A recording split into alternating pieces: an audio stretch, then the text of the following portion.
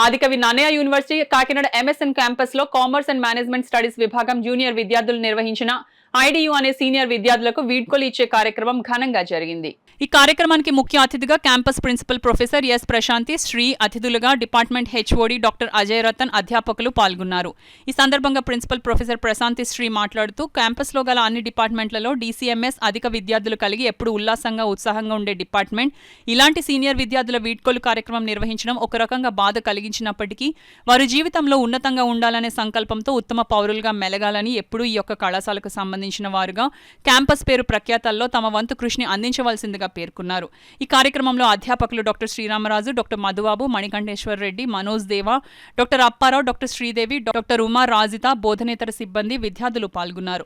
విద్యార్థులను ఉద్దేశించి తీసిన లఘు చిత్రం మరియు నృత్య ప్రదర్శనలు, సాంస్కృతిక కార్యక్రమాలతో క్యాంపస్ అట్టహాసంగా అయింది.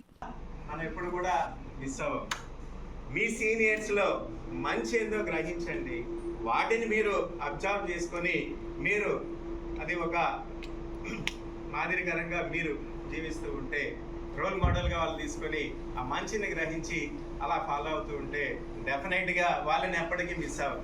వాళ్ళనే కాదు, ఇక్కడ ఉన్న ఫ్యాకల్టీ ఎవరినైనా కూడా మిస్ అవ్వరు. మంచి గ్రహించండి, చెడుని చూసి చిన్నట్టు వదిలే. కానీ వీడు చేస్తున్నాడు తప్పు అంటే వాడిని ఎప్పుడు మారుస్తాం? వాడికి అవకాశాలు ఇవ్వండి.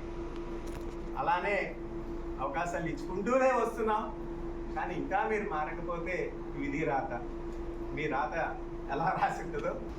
Because you have plenty choice, what do you call options. Run, knock the doors, it will be open. Come on, prove yourself, show your original talent.